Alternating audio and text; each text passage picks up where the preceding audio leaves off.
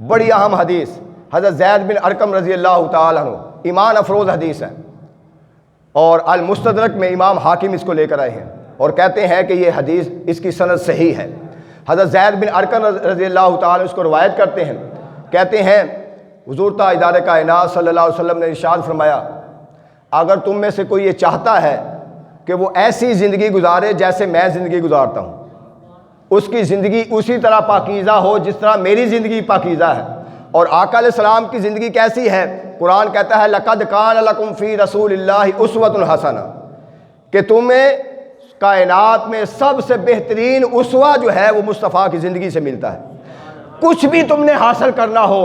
تو تاجدار کائنات کی زندگی کو دیکھ لیں۔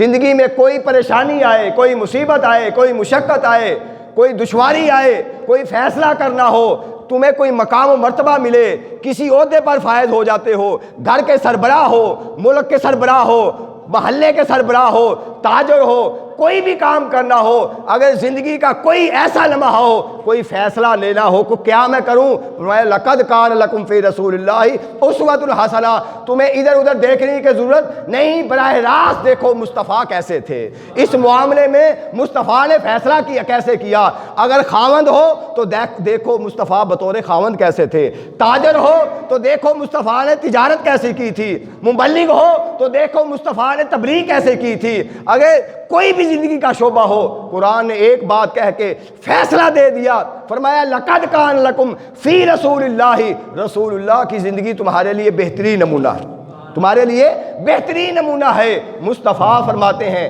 اگر تم یہ چاہتے ہو، اگر تم یہ چاہتے ہو کہ تم بھی میری طرح کی زندگی گزارو، پاکیزہ زندگی، اچھی زندگی، میرے اسوہ کے مطابق زندگی، میرے کردار کے مطابق زندگی، میرے اخلاق کے مطابق زندگی، اور کائنات میں سب سے پاکیزہ زندگی مصطفیٰ سے بڑھ کر کسی کی نہیں ہو سکتی، سب سے اعلیٰ اخلاق مصطفیٰ سے بڑھ کر کسی کا نہیں ہو سکتا۔ مصطفیٰ خود آفر کروا رہے ہیں، بتا رہے ہیں جو یہ چاہتا ہے کہ اپنی زندگی کو میری زندگی کے مطابق گزارے، صرف زندگی نہیں، اور آگے فرمایا جو یہ چاہتا ہے کہ اس کی موت، اس کی وفات میری وفات کے مطابق آئے،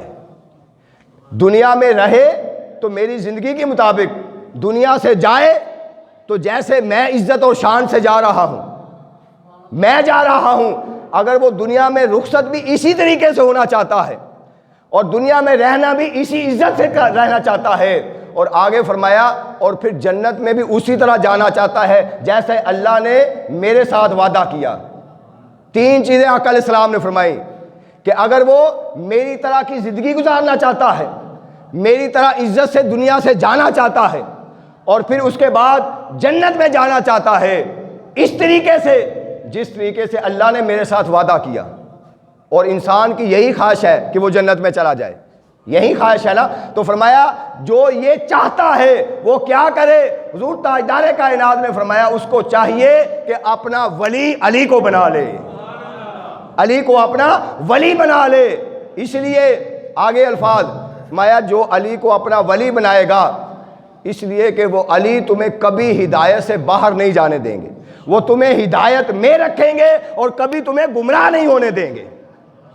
یہ حدیث سنا رہا ہوں آپ کو، تمہیں گمراہ نہیں ہونے دیں گے۔ تو گمراہی سے بچنے کا جو ذریعہ مصطفیٰ نے بتایا ہے اور ہدایت میں رہنے کا جو وسیلہ مصطفیٰ نے بتایا ہے وہ یہی ہے کہ ہر کوئی جو چاہتا ہے کہ مصطفیٰ کی زندگی جیسی اچھی زندگی گزارے، دنیا میں اچھی طرح عزت سے جائے اور جنت میں جائے، تو تاجدار کائنات نے اعلان فرما دیا